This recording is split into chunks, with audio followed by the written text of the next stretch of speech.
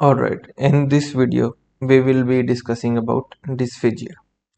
Dysphagia means difficulty with swallowing, refers to problems with the transit of food or liquid from the mouth to the hypopharynx or through the esophagus. Severe dysphagia can compromise nutrition, cause aspiration and reduce the quality of life. We understood both of these points. What is dysphagia and why is it important? There is some additional terminology which is necessary while we try to understand dysphagia. First is aphasia, means inability to swallow. The patient cannot swallow. Why?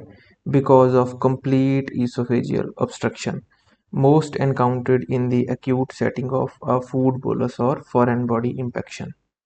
Right. Second is the odynophagia, which refers to the painful swallowing. It typically results from mucosal ulceration within the oropharynx or esophagus. It commonly is accompanied by dysphagia, but the converse is not true, right? If there is painful swallowing,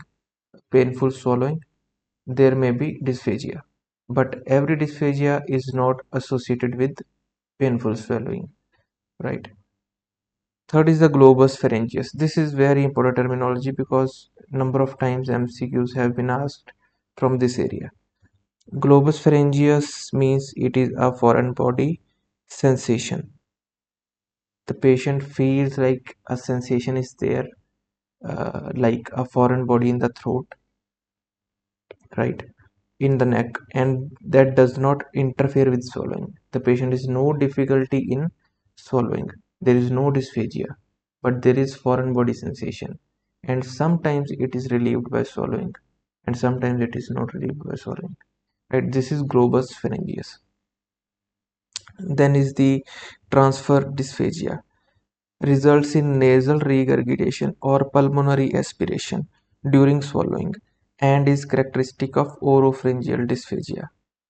In the upcoming slides, we will come to know about the oropharyngeal dysphagia, and the characteristic finding of oropharyngeal dysphagia is transfer dysphagia. The last is the phagophobia and refusal to swallow. These are two different terminologies. Phagophobia is fear of swallowing. Why there is fear of swallowing? Because there is dysphagia. The patient has discomfort in swallowing, and that is why the fear is associated with this swallowing. Then is a refusal to swallow. It is a basically decision, or it is a psychogenic response to dysphagia, that the patient will just refuse to swallow. So these are basically the additional terminologies that we have to understand before we understand dysphagia in toto, right? Then is the physiology of swallowing. Swallowing begins with a voluntary phase in which we chew the food, we mix the food with the saliva and make a bolus out of the food, right? Then it is followed by a transfer phase during which the bolus is pushed into the pharynx by the tongue, right? The food is pushed up to the pharynx in this phase. Bolus entry into the hypopharynx will initiate pharyngeal swallow response, right, which is centrally mediated and involves a complex series of actions, the net result of which is to propel food through the pharynx into the esophagus while preventing its entry into the airway, right? The food is pushed from the pharynx into the esophagus and not other way around. To accomplish this, the larynx is elevated and pulled forward, action that also facilitate upper esophageal sphincter opening, right? It means that whenever there is means after the food is pushed up to the pharynx, as soon as the food is pushed into the pharynx or the lower part of the pharynx, it will open the esophageal sphincter by pulling the larynx upward and forward, right? How does it happen? It happens by a complex series of actions which are centrally mediated. The CNS comes to play a role. It is basically a reflex mechanism. The things happen on their own because of some reflex activity going on the medulla, in the midbrain, in the brainstem. Tongue pulsion that propels the food bolus through the UES followed by a peristaltic contraction that clears residue from the pharynx and through the esophagus, right? The peristalsis starts as soon as the food reaches the pharynx. Now we will understand the types of peristalsis. First is the primary peristalsis, right? Peristaltic contractions elicited in response to a swallow are called primary peristalsis, and they involve sequenced inhibition followed by contraction of the musculature along the entire length of the esophagus. How does it occur? It occurs like this. Suppose this is esophagus. This is the food bolus, right? The distal part of the esophagus will dilate in response to this food bolus, and the proximal part will contract. Different mechanisms, different neurotransmitters play their role. For example, acetylcholine will be contracting the upper part, and neuropeptide Y or vasoactive peptide and nitric oxide, they will dilate the lower part of the esophagus, right? This is all a mechanism of reflex, and this is primary peristalsis. The inhibition that precedes the peristaltic contraction is called deglutative inhibition. Loss of no, sorry, local distension of the esophagus anywhere along its length, as may occur with gastroesophageal reflux, activates secondary peristalsis that begins at the point of distension and proceeds distally. Right. Tertiary esophageal contractions are non-peristaltic, and they are disordered esophageal contractions, and they are usually observed during fluoroscopic observation. So tertiary are not peristaltic, primary and secondary are peristaltic. These are the images showing the sagittal view of the pharynx and musculature of the pharynx. I want you to take a, pause the video and take a screenshot of this so that you can learn and see the muscles of the pharynx, oral cavity, and upper esophageal sphincter later on. Pathophysiology of dysphagia. How dysphagia occurs, what is the pathology, and how it affects the different sequences of the normal swallow reflex. Uh, Dysphagia can be subclassified by location and circumstances in which it occurs. Location is more important because we classify the dysphagia according to the location. According to location, it can be oral, it can be pharyngeal, it can be esophageal. Normal transport of an ingested bolus depends on consistency and size of bolus, caliber of the lumen, integrity of the contraction, deglutative inhibition of both the sphincters. Dysphagia caused by an oversized bolus is called structural dysphagia, and if there is impaired relaxation or impaired peristalsis, it is called as propulsive or motor dysphagia. More than one mechanism may be operative in patient with dysphagia. Scleroderma has peristalsis as well as LES problem, right? So this is the pathophysiology of dysphagia, and now we will come to know about the pathophysiology of oropharyngeal dysphagia. Means oral and pharyngeal together are called as oropharyngeal because their manifestation and their causes are almost similar. That is why they are discussed in under the single heading of oropharyngeal dysphagia. Then will be the dysphagia in the next slide. Now coming up with the oral pharyngia or oropharyngeal dysphagia. Right. Oral phase dysphagia is associated with poor bolus formation and control, so that food has prolonged retention within the oral cavity and may seep out of the mouth. Means the problem is within the oral cavity and the pharyngeal muscles itself. The food is not reaching the lower part of the pharynx or upper part of the esophagus, so that peristalsis may initiate. So the food is basically lying in the oral cavity itself, and it is not going down further. Drooling and difficulty in initiating swallowing are the other characteristic signs. Poor bolus control may also lead to premature spillage of food into the hypopharynx, with the resultant aspiration into the trachea or regurgitation into the nasal cavity.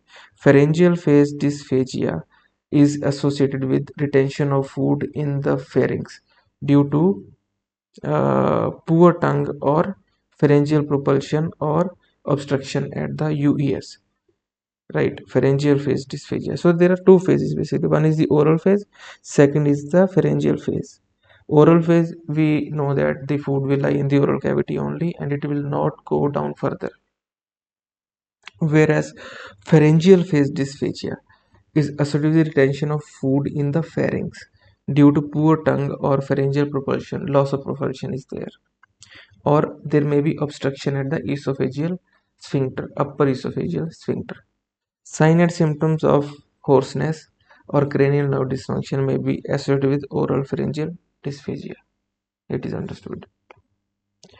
Common causes are iatrogenic, radiation and surgery के कारण, neurogenic due to CVA, Parkinson, ALS.